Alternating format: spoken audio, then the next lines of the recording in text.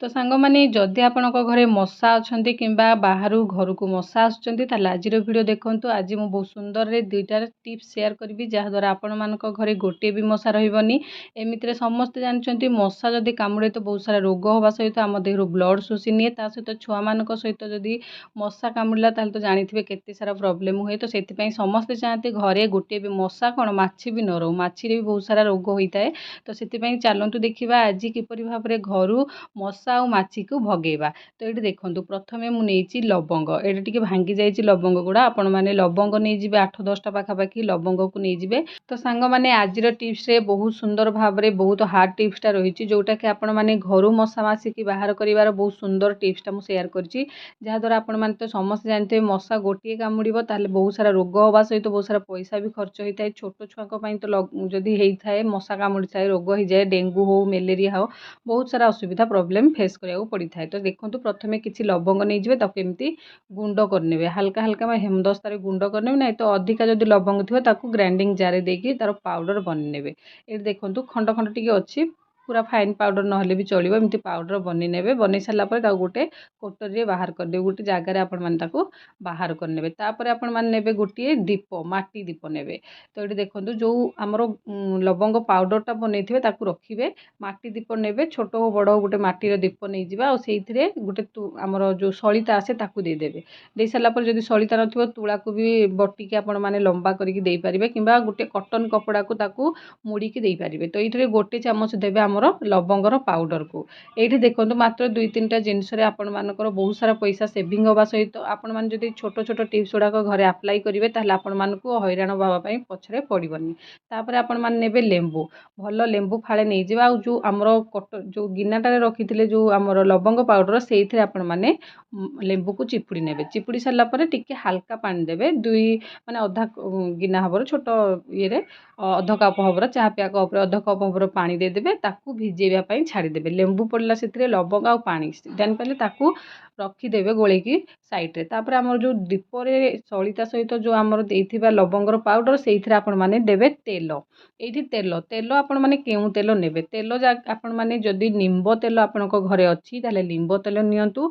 जदि लिंब तेल नाही किछि कथा नाही नॉर्मल जो फ्लेवरलेस जमिति कि रिफाइन ऑयल हो कि नड़िया तेल हो ये आपण मैंने निम्ब पत्र को पकईकी रखंतु भिजेकी किछि दिन सुखिला निम्ब पत्र को तापर से तेल को भी अप्लाई करि परिबे। नाही तो जदि इंस्टेंट आपण घरे एबे किछि भी नाही ताले रिफाइन तेल कि नड़िया तेल आपण मैंने नहीं पारिबे राशि तेल भी नहीं पारिबे। किंतु लिंब तेल नियंतु सबुठु बेस्ट रहबो। निम्ब तेल व्यवहार करिया पई चेष्टा करंतु। ये तेल देदेवे दीपर जी रहा कथा से तेल दे सारापर गोटे कर्पूर ने। कर्पूर जमीक आमर पूजा कर्पूर घरे ठाकुर पाखे लग जाए कर्पूरटा पकड़ा द्वारा आपण मानकर घरे पॉजिटिव एनर्जी आसवा सहित आउ मशा माछी को भी घर बाहर करने बहुत भल भाव चेष्टा करे। तो से कर्पूर गोटे देखिकी क्वांटिटी देखिए गोटे 2टा आपण मैंने गुंड करने हाथ में तापर से आपण मैंने देदेवे।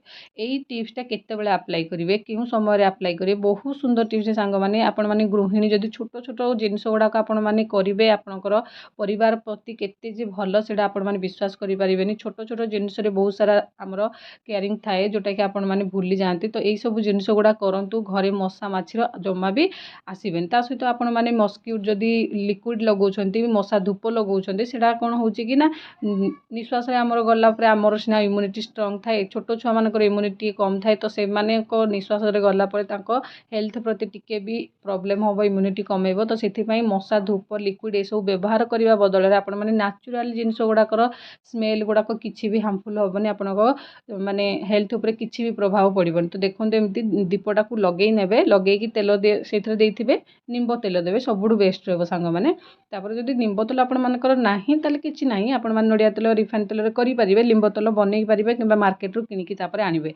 एई दीप को लगेकी संध्या टाइम रे आपण माने कोन करंतु संध्या टाइम मतलब पूरा राति होतबा हल्का हल्का संध्या ही आसतबो ताको एमती घर चारिआडे जो जगार आपण मानकर मशा रहउचंती घर भितरे से यार 4-5टा खंडे दीपरे लगे दियंतु आउ झरका कबाट खोला रखंतु जहाँफल ए धुआं जो हम धुआं गोटे बाहर आपण मैंने देखिपारे ए धुआं साहाय्य आपणक घरे जो सब मशा थे माछी भी थे से घर ବାହାରକୁ ପଳେଇବେ। ତାପରେ ସନ୍ଧ୍ୟା ଟାଇମ୍ ହେଇଯାଇଥିବ, ଘରୁ ବାହାରକୁ ପଳେଇକି ସନ୍ଧ୍ୟା ଦେଇ ସାରିଲା ପରେ ଆପଣମାନେ ପୁଣି କବାଟ ବନ୍ଦ କରିଦେବେ କିଛି ସମୟ ପରେ। ତ ଦେଖନ୍ତୁ ଏହିପରି ଭାବରେ ଆପଣମାନେ କରିପାରିବେ, କିନ୍ତୁ ରାତିରେ ତ ଦୀପ ଲଗେଇକି ଶୋଇବାଟା ଠିକ୍ ନୁହଁ, କେଉଁଠି ଜଳିଯିବ।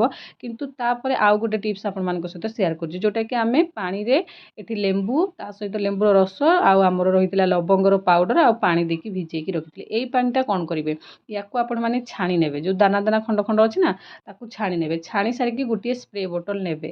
ତ ସାଙ୍ଗମାନେ ମୁଁ ଆପଣମାନଙ୍କୁ କହି ରଖୁଛି, ଯଦି ମୋ ଚ୍ୟାନେଲରେ ଆପଣମାନେ ନୂଆ ଅଛନ୍ତି ପ୍ଲିଜ୍ ମୋ ଚ୍ୟାନେଲଟିକୁ ସବସ୍କ୍ରାଇବ୍ କରନ୍ତୁ, ଅନ୍ ନୋଟିଫିକେସନ୍ କ୍ଲିକ୍ କରନ୍ତୁ, ତାକି ନୂଆ ନୂଆ ଭିଡ଼ିଓ ନୋଟିଫିକେସନ୍ ସର୍ବପ୍ରଥମେ ପାଇପାରିବେ। ଫେସବୁକ୍ ପେଜ୍ରେ ଦେଖୁଥିଲେ ମୋ ପେଜ୍କୁ ଫଲୋ କରିବା ପାଇଁ ଜମାରୁ ଭୁଲନ୍ତୁନି।